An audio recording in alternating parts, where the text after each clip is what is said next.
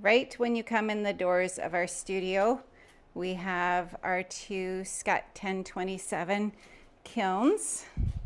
This one we use just for bisque, and then we have just the regular shelves.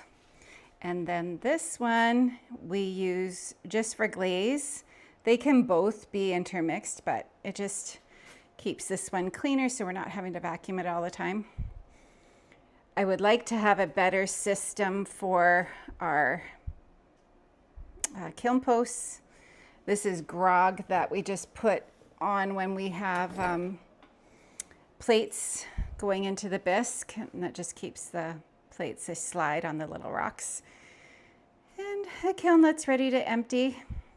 We have, for our glaze kiln, we have advancer shelves, which are amazing and well worth the money. This is where the shelf, everything that is going to go into the bisque kiln goes. And this is where Todd does his wet sanding for everything going into the bisque. And here's Todd glazing away. And a whole bunch of mugs ready to glaze. And this is what Todd does in the studio. He accumulates dirty mugs. Okay, now. You have 1, 2, 3, 4, 5, 6, 7, 8. That's over a month. Oh, no, it's not. You just took them out last week. And there's one up there. Oh, so 9. But that's a good thing. Can you imagine our cupboard? Can you imagine our cupboard if they were all in there at the same time? That's why I do it, because we have so many mugs that they can't all fit in the Cupboard. Cupboard. Into Lazy Susan. So this is this a butcher table? Or is that just what you've used it for? It came out of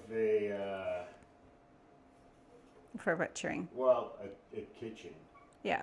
So it's like food grade steel. So okay. It was in like an industrial kitchen before. Anyway, so yeah, it's quite nice. So it's a nice work area. And then, excuse me while I come behind you. And then it has shelves, which are really, really messy. That's why, yeah. But You have too many shelves. I'm sneaking in What are here. you doing? I'm showing the containers. So back when I did jewelry, I don't do it very often. And yeah, I have different things in all these containers. And here's a roll of sandpaper. Actually, yes, show that. It's What? like the best thing, that sandpaper, because it's flexible. Where do you get that? I get that from a home hardware store. Yeah, and you just cut off what you need. I And love then it. For fun. No. Oh boy, Todd. All right, this is where Todd keeps all his pieces that he is drying that are in the process. Actually, most of them are probably ready to go in the bisque. Do you want to see the? This is Todd's area. Is it Pick on Todd Day? It is what it is. It just is what it is. I know where everything is. So yeah, this is all his. Well, I guess you can kind of see. We have we have molds, we have wood molds, plaster molds, and texture all together. Oh, you're funny, Todd. Well, it works, doesn't it? Yep. Or does So, well, I don't know. Does it work? Yeah, it does. All right. And a filing cabinet. In the filing cabinet, I don't know what we have. We don't use it. Well, yeah, stuff in there that we would maybe use, some cutters, some tools, doilies, stamps. Yeah. And a slab roller with, just excuse all the mess underneath.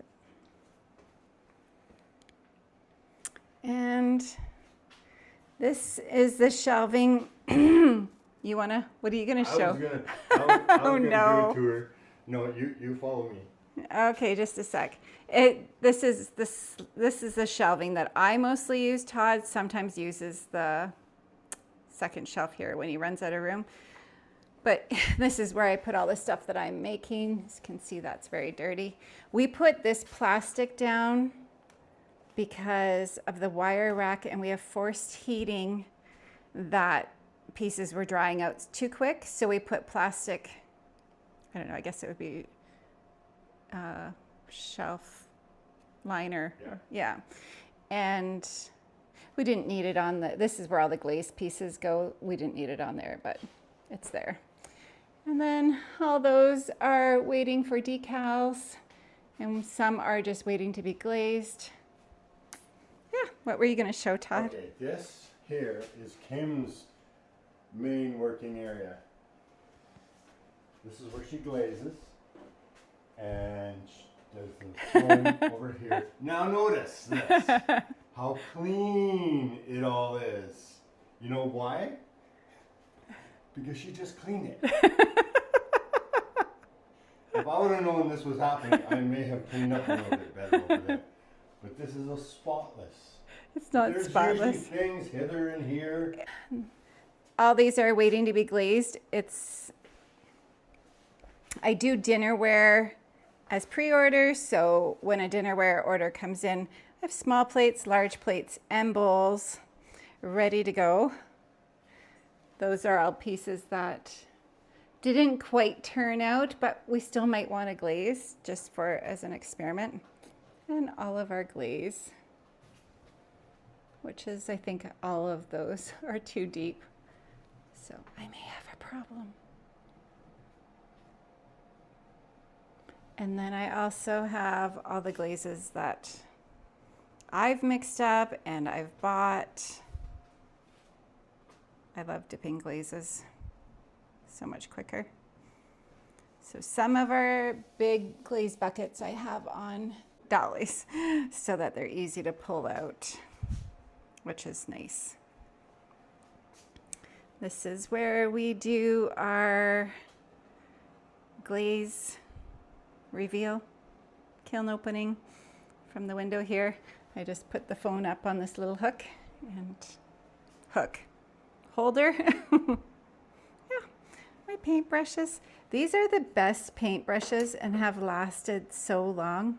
I just get them from Amazon. Actually, I got them once and they're still good.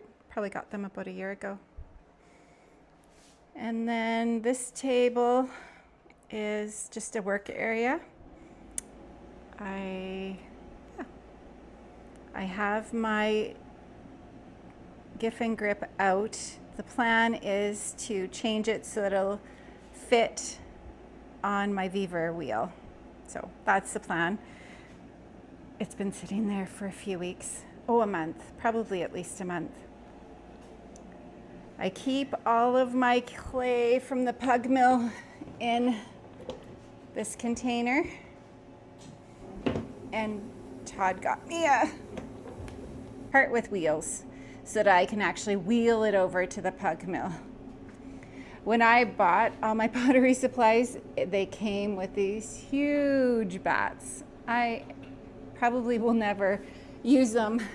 Kind of reminds me of, you see the videos of all the, you know what I'm talking about, Todd, where you see those videos of all those Chinese guys working on a great big pot together on the great big huge, yeah. They have to hold and cuddle each other and push them. Yeah, that's what those great big huge bats, like how big do you think they'd be, Todd? Like I think they'd be 20 inches at least. Oh, those are 24. 24, you think? Yeah. Anyway, so I will probably never use them, but you never know, so they're there. Can you imagine the cereal bowl you could make with that? How much cereal would you need? At least 5 pounds. And this is my wheel area. I use the bat system, and I've probably gone through 3 of these. I just keep buying them, and when I just got this one a couple weeks ago, maybe a month, and I thought I am never going to leave it on the wheel to dry. I'm going to be good so it doesn't warp, but there it is. I forgot it. And then these are all the bat inserts that I have. I have plastic bats. I have plaster bats, which I use for making plates and large bowls. This is where I put all my pieces that are drying after all the finishing work, handles, whatever. This is our air purifier. We probably should get a bigger one. I keep drywall sheets to put the pottery on after I clean it up. I don't trim hardly anything, which is why I don't have the giff and grip put together. I usually just take and use a sponge and wipe off the bottom and stamp it with my stamp, and that's about it. So then they go in the drywall. This is the clay that we have in stock. I have all of this is stuff that I use for putting decals on or glaze, or not glaze, luster firing, gold firing, and some more mugs ready for decals. This whole container is filled with underglaze transfers and decals. This is all cookie cutters and different things. I can see Play-Doh in there, so that's for when the grandkids are here. Stamps. This is my favorite. When I do have to trim, that is what I use, a foam bat. And yeah, more odds and ends. I haven't been in that container in a long time. I don't even know what's in there. Powdered glazes. Ingredients for glazes. Some books, my scale. It's just a mess. Ingredients. All my jugs of glaze. This is our pug mill, and I got, with my pug mill, I put slop from my reclaim bucket directly into the pug mill, and then your clay is really, really wet. I know we could dry it out, but this just saves this step. So then I add dry clay in the same, so M370 Plainsman clay, I have a bag of their powdered form. So I just add that to the pug mill along with the slop, and the two together make really nice clay. Because we don't have a cleaning system, we just have a bucket of water that we wash our hands in and clean. There is flies in that water because I was cleaning this morning, so we'll have to change that. This table we have, I keep my aprons and clean cloths in, and then this bucket is all the pieces that are dirty, ready to go for the wash.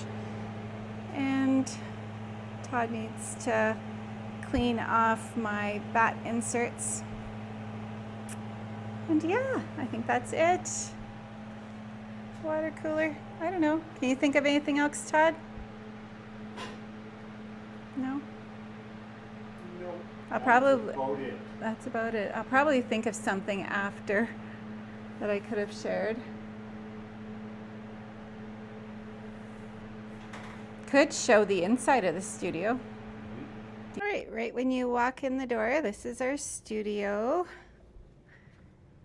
I'm showing you the bathroom just because I made that sink and Todd did a cement countertop.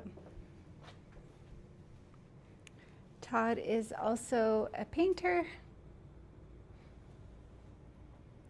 All right, so this studio used to be all crates. I might just insert what it used to look like. Todd just did this in February.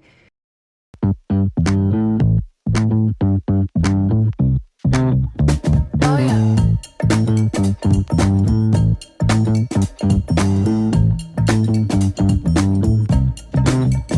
Oh yeah.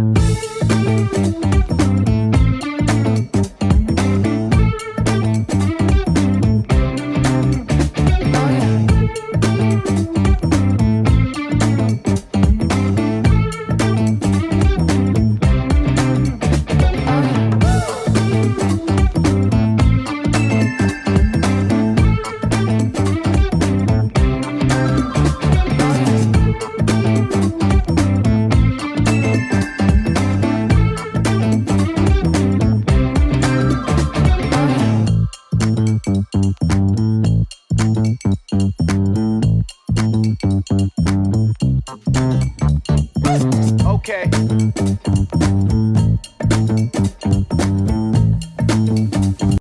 Put in all these shelving units, and it just cleaned it up so much.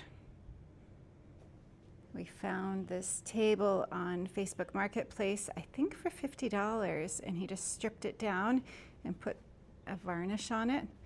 I wanted a place to put all of the dinnerware sets, so that works perfect. Plus the room was so big. Todd's been making some birdhouses out of the crates that used to be in here. Another painting. So it's getting pretty full in here. I mean, still lots of empty spots. These are all my slightly flawed pieces, which I want to put someplace else.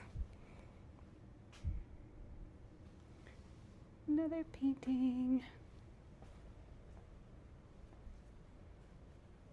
I have to stand back so you can see this painting. This is where I'm thinking all the slightly flawed pieces are going to go. Todd's going to put a shelf right there and change that countertop area to something else. And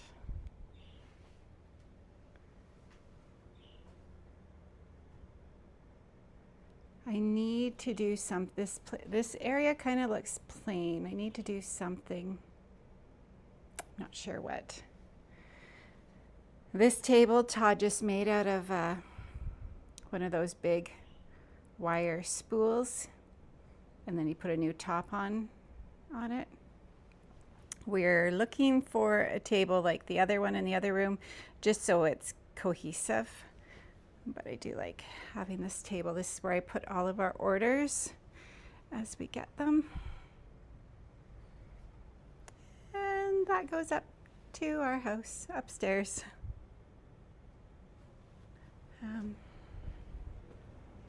This is our area where we have all of our bags, payment, processing, whatnot. It's a mess. And our water system, also a mess. We'll show that another day. This is where Todd does all the sanding when pieces come out of the kiln. I never cleaned at all, but that's some of our candle making things, some birdhouses that need to be finished, more mugs that Todd has left behind, and all the candle making stuff and ornament pieces to make ornaments. That's the graveyard of pottery well, it's a graveyard, but sometimes our kids come and steal things out of there. And yeah. Oh, I'll show you the packing area. My candle making machine melter.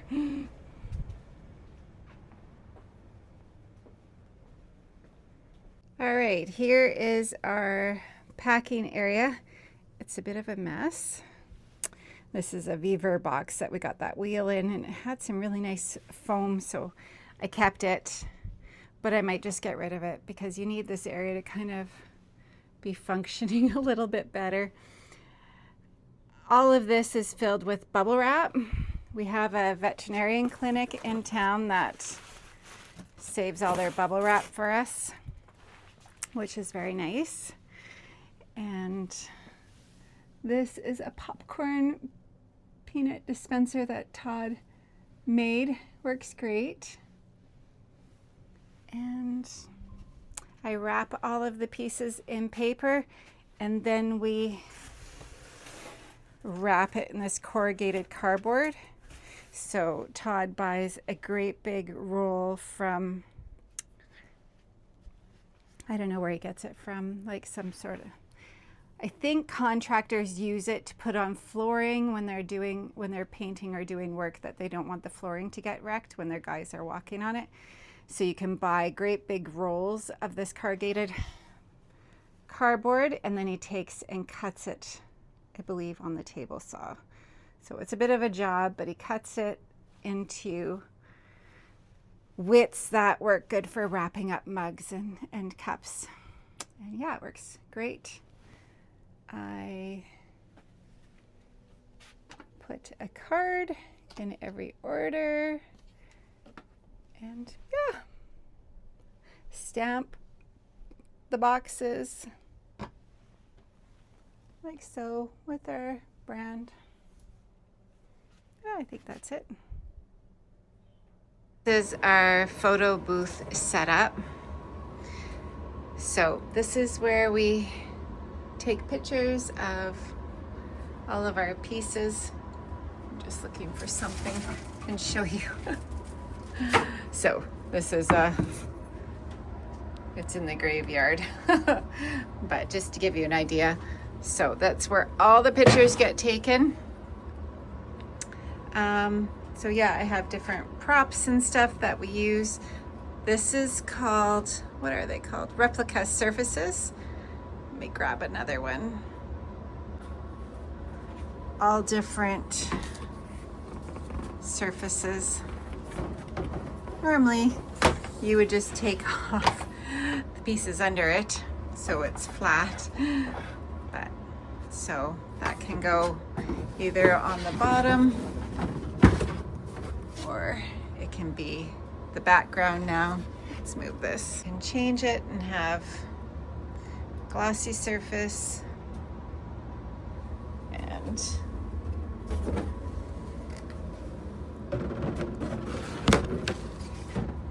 can be butcher block with that background or that countertop. And then this is just a white one and it reflects the light coming back. So there's a light behind me that's aimed directly at this area, and then there's a light to the side, and then we have this diffuser. All comes from replica surfaces. So yeah, that works really good. I used to take pictures in our living room where the best light is, and then I had to haul all the pottery upstairs and then back downstairs again. So this is just nice. Everything is in one spot. We just quickly set it up for whatever we're wanting to take pictures of. Often I will use a cutting board and it gives people an idea of how big a bowl is or whatever. Anyways, that's what we do. And I think that's everything. Oh, I was gonna mention one other thing. The wheel, Todd uses our other wheel for sanding, and we have a diamond core sanding bat, which we use with water to sand everything on. And then of course, all the diamond core sanding pads. So there, I think that's everything. All right, there you have it. That is our workspace, our selling space. And one thing you need to remember, just a sec, I'll turn this around. When I started pottery 10 years ago, this is where I did everything. I would throw on this wheel, trim on this wheel, and I would dry out my clay under there and wedge on the table. I would put my pieces that were drying on these shelves, and then over here I would glaze and use these two shelves to put pieces as I glazed them. I would have to carry stuff through here to outside to the kiln, and at that time we have a double-decker garage. So the bottom of the garage was Todd's workshop, so he had all his tools out there, and I just had one little corner for my kiln. So I carry everything out and fire it, bring it back in and glaze it, and then carry it back out, fire it, and then bring it back in. So as things grew and expanded, then I started to take over more and more areas. And this used to be, when I first started, this used to be our studio. We had a curtain here, so it was blocked off. And then as I had more things, then I took over this part of the basement. And then I took over Todd's workshop. And yeah, I don't think I can take over any more of the house now. I think I've used up all the space that I can possibly use up. So I don't want you to look at all my space and think, oh, wow, she's so lucky. And I am. We're so blessed. When we bought this house, we had no idea that we would have a pottery studio here. And it's perfect. It's right off of the main highway in Canada, the #1 highway. You can literally see our studio from the highway. So it's really, it's a blessing to have a walkout basement where people can just come in and it's not part of our house. They're not invading our house to come to our studio. It's just a store. And yeah, but the thing to remember is when you're starting out, just do what you have. If you're just using a community studio and using their kiln, or perhaps you have a wheel at home and have to take things to a community studio to fire, do that and learn and grow and sell your pieces. And then as you sell, you can start to build and grow a home studio yourself. So it just takes time. After 10 years, we've done this. But when we started off, I had a kiln sitter kiln, and there's a lot of trial and error, but a lot of learning and a lot of growth. I like to think of the first 4 years of I was able to make and create and learn like you would if you went to school. So there was cost involved, there was a lot of time, a lot of work, but so is going to school for any sort of career. You have a cost and a lot of work and a lot of trial and error. So yeah, so just look at it that way. It's a wonderful career. Pottery is you can make money doing pottery, but you also can find joy in being creative every day. So it's a great career. So yeah, if you have any questions, just leave me a comment and I will try to answer everybody. And remember, if you enjoyed this video, to like and subscribe.